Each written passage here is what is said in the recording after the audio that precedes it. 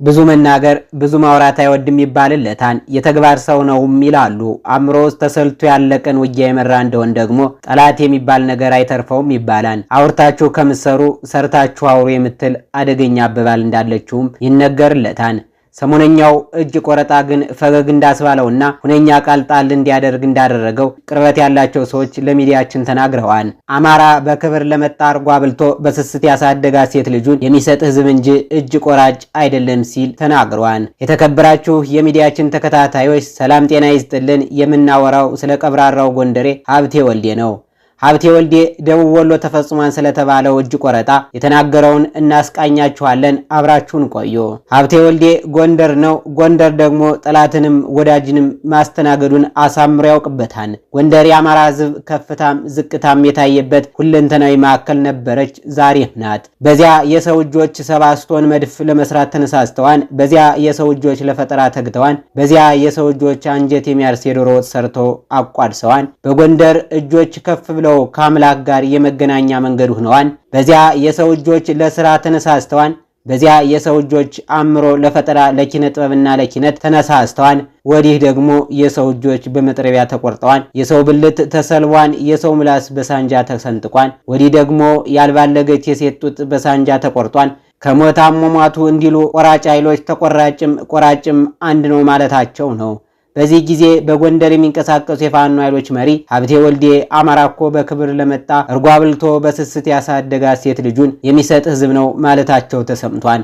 ሀብቴ ወልዴ ወሎ እኮ አርሲ አይደለም፣ ሰብአዊነት ማለት ምን ማለት እንደሆነ አሳምሮ የሚያውቅ ማህበረሰብ መኖሪያ ቀዬ ነው ማለታቸው ተሰምቷል። ጠቅላይ ሚኒስትር አብይ አህመድ ወደ ስልጣን በመጡበት ወቅት ጎንደር ያገባሁት ጎንደር ሂጄ እርጎ አብልተውኝ ከነኚህ ሰዎች መጋባት አለብኝ በሚል ነው ማለታቸው መቼም የሚዘነጋ አይደለም። በእርግጥ ጎንደር የኢትዮጵያ ታሪክ ማዕከል፣ የኢትዮጵያ አንድነት ማሰሪያ ገመድ፣ የጀግና መገኛ፣ የንጉስ መናገሻ ከተማ ናት። አሁን ላይ ያለው የፋኖ እንቅስቃሴ በጎንደር ታሪካዊ ጀግንነት ከአያት ቅድመ አያት በማንኪያ የተጨለፈ ነው ይባልልታል። ንጉስ ፋሲለደስ ጎንደርን የኢትዮጵያ መቀመጫ አድርገው ፋሲል ግንብን ሲያቋቁሙ የገነቡት የመንግስት ማዕከል ብቻ ሳይሆን የኢትዮጵያ ዘላቂነት የሚያሳይ ታላቅም ሰው የጎንደር አመራር ብቃትና የፖለቲካ ጥበብ ከዚያም ዘመን የተወረሰ ስለመሆኑ የሚያጠራጥር አይሆንም። አፄ ቴዎድሮስ ደግሞ በቋራ ምድር ተነሳስተው የተበታተነችውን ኢትዮጵያ ለማሰባሰብ ያልከፈሉት መስዋዕትነት አልነበረም። የአሁኖቹ የፋኖ ኃይሎችም የተበታተኑን የፋኖ ኃይል ለማሰባሰብ የሞከሩት በአፄ ቴዎድሮስ የትውልድ ቀዬ በቋራ ታድመው መሆኑ የዚህ ማሳያ ነው። ቋራ በዚህ ሰሞን አፄ ቴዎድሮስን በዚያ ሰሞን ደግሞ አፋባን ወልዳለችና አፄ ቴዎድሮስ ለኢትዮጵያ አንድነት የሞት ሽረት ትግል ያደረጉ ቢሆንም ህልማቸው አሁን ድረስ ግቡን ሳይመታ ዘመናትን ተሻግሯል። ዛሬ ላይ መላው ኢትዮጵያ በስማቸው ይምላን። የአማራ ፋኖም የእሳቸውን የአንድነት መርህ ለማስፈን ጫካ ገደሉ ዱሩ ሜዳውን ይወጣሉም ይወርዳሉም። የአማራ ፋኖ ብሔራዊ ኃይል መስራች ጉባኤ የተደረገው በቴዎድሮስ መፍለቂያ በቋራ ነው። ይህ ደግሞ የዛሬው የትጥቅ ትግል የአፄ ቴዎድሮስን የአንድነት ራዕይና ቁርጠኝነት መንፈስ የወረሰ ስለመሆኑ የሚያመለክት እንዲሆን አድርጎታል። ጎንደር ከጋይንት ጀግኖችን መገኛ እስከ ቦርደር መተማ ድረስ የጀግንነትና የልበ ቆራጥነት ባለቤት ናት። ፋኖነት በዚች ምድር የአማራ ሕዝብ ወራሽ ቅርስ ሆኖ ለዘመናት ዘልቋል።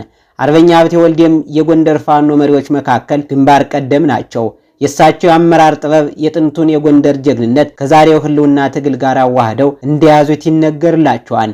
የአርበኛ ሀብቴ ወልዴ ተጋድሎ ከጥቂት ዓመታት በፊት የአማራ ሕዝብ ላይ ከተጋረጠ የህልውና አደጋ ጋር አብሮ የጀመረ ነው። የእሳቸው ቆራጥነት በብዙ ወገን የሚመሰከርለት ሲሆን ጦር ሜዳ የሰጧቸው ውሳኔዎችና የትግል ብቃታቸው በጎንደር ፋኖች ዘንድ ግርማ ሞገስና ፍጹም እምነት እንዲጥልባቸውም አድርጓቸዋል። እንደ አፄ ቴዎድሮስ የመሰሉ መሪዎች ከነበሩባት ምድር የተነሳው አርበኛ ሀብቴ ወልዴ በጎንደር ሰፊውን የፋኖ ኃይል በአንድ የትግል ስነ ምግባር ውስጥ ማሰባሰብ ችሏል።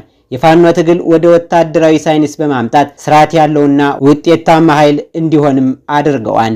ጎንደር በዛሬ የኢትዮጵያ የፖለቲካ ካርታ ላይ የወልቃይትና የጠለምት ጥያቄን ጨምሮ በርካታ የወሰንና የማንነት ፈተናዎች የተጋረጡባት ቀጠና ነች።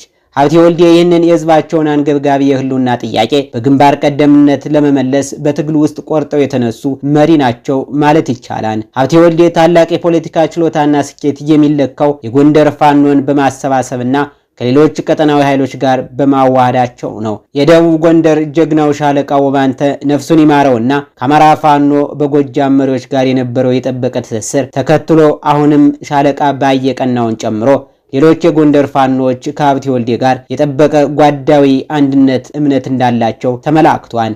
የጎንደር ፋኖን በአንድ ወጥ አቅጣጫ ለመምራት የእሳቸው የአመራር ብቃት የሚጠይቅ ነበርና በእርግጥ አድርገውታል። በጎንደር ቋራ ያደረገው ታሪካዊ ስምምነት የሀብቴ ወልዴ የፖለቲካ ብስለት ጭምር መገለጫ ነው የሚሉት በርካቶች ናቸው። ከጎጃም አርበኛ ዘመነ ካሴ፣ ከወሎ አርበኛ ምሬ ወዳጆና ከሸዋ አርበኛ ደሳሌ ሲያስብ ሸዋ ጋር በመሆን የአማራ ፋኖ ብሔራዊ ኃይል ሲመሰርቱ የጎንደርን ኃይል ቀጠናዊነት አውጥተው በብሔራዊ አመራር ውስጥ ቁልፍ ቦታ እንዲይዝ አድርገውታል። ፋኖ አሁን ባለው ትግል የኢትዮጵያ አንድነት ተሟጋጅ የአማራ ነጻ አውጭና ተቆርቋሪ ሆኖ እንደቀረበም ይነገራል። ይህ እንደ እንጉዳይ በቅሎ የተገኘ ሳይሆን ከጥንት አባቶች የተወረሰ የአማራዊና ኢትዮጵያዊ ስነ ልቦና እንደሆነም የሚነገር ነው። አማራ ብሔርተኝነት በተለያዩ የፖለቲካ ትንታኞችና በፋኖ መሪዎች ሲታይ የጥላቻና የመከፋፈል ሳይሆን በዲሞክራሲ እኩልነት ላይ የተመሰረተ የኢትዮጵያ አንድነትን ለማጽናት የሚደረግ ትግል ነው ይባልለታል። አርበኛ ሀብቴ ወልዴን ጨምሮ ማዕከላዊ ኮማንዱ የጸና አቋም እንዲኖረው የአማራ ሕዝብ የህልውና አደጋ ማስወገድ ብቻ ሳይሆን በስልጣን ላይ ያለውን አገዛዝ በማስወገድ በሽግግር ሂደት የሚገነባ የጋራ መንግስት ምስረታ ኢትዮጵያን ከአደጋ መታደግ ነው። ፋኖ ትግሉን ሲጀምር የአማራን ሕዝብ ከዘር ፍጅትና መፈናቀል የመታደግ አንገብጋቢ ዓላማ ቢኖረውም የመጨረሻው መዳረሻ ግን በፍትህ ላይ የቆመች ኢትዮጵያን እውን ማድረግ እንደሆነም ይነገርለታል። ጎንደር በታሪክ አንድነት ማዕከል እንደነበረችው ዛሬም ፋኖ ለኢትዮጵያ ሉዓላዊነት አንድነት ጥብቅና የሚቆም ኃይል መሆኑን አፋባ አስመስክሯል። ጎንደርና ህዝቡ ለፋኖ ያላቸው ፍቅርና ድጋፍ የትግሉ መሰረት ነው። የጎንደር ገበሬዎችና ወጣቶች ለአማራ ህዝብ ክብርና ህልውና ሲሉ ከፍተኛ ዋጋ እየከፈሉ ናቸው። በጎንደር ባህል ውስጥ የጎበዝ አለቃ ትልቁ ቦታ የሚሰጠው ባህል ነው። አርበኛ ሀብቴ ወልዴ ሆኑ ሌሎች የጎንደር ፋኖ መሪዎች የሚመሩት ኃይል ጨዋ ሰራዊት እንዲሆን ተደርጓል። የራበው ባንክ የሚጠበቅ የገበሬ ንብረት የሚከበርና በስርዓት የሚመራ ወታደራዊ አደረጃጀት በመፍጠር ለዘመናዊ የፖለቲካ ትግል ብቁ መሆን ችለዋል። እንደ አርበኛ ሀብቴ ወልዴ ያሉ መሪዎች ትጥቅ ከማስታጠቅ ባሻገር ወጣቱን በፖለቲካ ማንቃት፣ ማደራጀትና ለዘላቂ የፖለቲካ ስልጣን ትግል ማዘጋጀትም ችለውበታል። ይህ ደግሞ በጣሊያን ወረራ ጊዜ የጎጃም አርበኞች ድል አምጥተው ስልጣን እንዳጡት ላለመሆን ትግሉን ከወታደራዊ ድል ባሻገር የፖለቲካ መሪነት እንዲያጎናጽፉ የሚያደርግ ጥረት ነውም ተብሏል። በመጨረሻ አርበኛ ሀብቴ ወልዴ በቋራው ቃል ኪዳን ውስጥ መገኘት የጎንደር ታሪካዊ ሚና በይፋ አረጋግጧል ተብሏል። የጎንደር አንበሶች በፋኖ ብሔራዊ ኃይል ውስጥ የአማራን ህልውና በማስጠበቅ የኢትዮጵያን አንድነት በፍትህና በእኩላዊነት ለማጽናት የጀመሩት ጉዞ የጥንቱን የጎንደር ግርማ ሞገስ ዳግም መመለሻ ነው ብለውታል። አርበኛ ሀብቴ ወልዴ የሚመሩት የጎንደር ፋኖ በአፋባ ውህደት ውስጥ ትልቅ ቦታ የያዘው ትግላቸውን የሚያካሂዱበት ወታደራዊና ድርጅታዊ መርሆች የረጅም ጊዜ የትግል ልምምድና የህዝባዊ መሰረት ግንባታ ሆነው ማንጸባረቅ ችለዋል። የጎንደር ፋኖ እንቅስቃሴ የትጥቅ ትግሉን ከፖለቲካ ዓላማ ጋር በማስተሳሰር የሚመራ ነው ብለዋል። የአርበኛ ሀብቴ ወልዴ አመራር በጎጃም አርበኛ አስረስ ማረ ዳምጤ እንደተገለጸው ፋኖ ማለት ትጥቅ ያነሳ ፖለቲከኛ የሚለውን መርህ ይከተላል። ይህም የሚያሳየው ትግሉ ለጊዜው ወታደራዊ ድል ሳይሆን የፖለቲካ ስልጣን በመያዝ የአማራን ህልውና አስተማማኝ በሆነ መልኩ ለዘላቂነት ለመጠበቅ ያለመ መሆኑ ነው። በቅርቡ የተፈጠረው የአማራ ፋኖ ብሔራዊ ኃይል ማዕከላዊ ኮማንድ አካል በመሆን ሀብቴ ወልዴ የጎንደርን ኃይል በብሔራዊ ደረጃ በሚሰጥ የጋራ ዕቅድ ስር እንዲንቀሳቀስ አድርገዋል። ይህም ትግሉን ከመከፋፈል በማዳን ሀብትና አቅም በጋራ እንዲመሩ ያስችላል። የፋኖ ኃይሎች ትግል መሰረታዊ የውጊያ ስልትም የጉሬላ ውጊያ መሆኑ ይታወቃል። ይህ ስልት በተለይ በጎንደርና በሌሎች የአማራ አካባቢዎች ተራራማና ገጠራማ መልክዓ ምድሮች ላይ ውጤታማነትን የሚያስገኝ ነው። ፋኖ ከሌሎች የትጥቅ ትግሎች ኃይሎች የሚለየው ህዝባዊ መሰረት ያለው በመሆኑ ነው። የጎንደር ህዝብ ከፋኖ ጋር በመተባበር መረጃ በመስጠት በመመገብና የሕክምና ድጋፍ በመስጠት የትግሉ ወሳኝ አካል ሆኗል። ሀብቴ ወልዴም ሆኑ ሌሎች መሪዎች ህዝብን በፖለቲካ ማንቃት፣ ማደራጀትና ማሰልጠን ቅድሚያ የሚሰጡትም ለዚሁ ነው። ፋኖቹ አካባቢያቸውን ጠንቅቀው ስለሚያውቁ በመንግስት ኃይሎች ላይ ድንገተኛ ጥቃቶችን ሰንዝረው በመመለስና ዳግም በመደራጀት የመንግስት የሎጂስቲክ መስመሮችን የቁጥጥር አቅም ያደክማሉ። የፋኖ ኃይሎች በአነስተኛ ተለዋዋጭ ቡድኖች የሚንቀሳቀሱ በመሆናቸው ከባህላዊ የመንግስት ጦር በተቃራኒ የፈጣን ውሳኔዎችን በመወሰን በመንግስት ሰራዊት ላይ ታላላቅ የመንቀሳቀስ አቅሞችን ያሰናክላሉ። የጎንደር ፋኖን ጨምሮ አፋባን የመሰረቱ ኃይሎች ለሰራዊታቸው ዲሲፕሊን ትልቅ ትኩረት የሚሰጡ ናቸው። የፋኖ ሰራዊት ከዘረፋ ከጥቃትና ከሌሎች ስርዓት አልበኝነት የጸዳ እንዲሆን በጠንካራ የውስጥ ዲሲፕሊን ይመራሉ። ፋኖች የገበሬውን ትዳር፣ ንብረት፣ ሰብል በመጠበቅ ከህዝብ ጎን መሆናቸውን ያሳያሉ። ይህም የህዝብን እምነትና ድጋፍ ያጠናክርላቸዋል።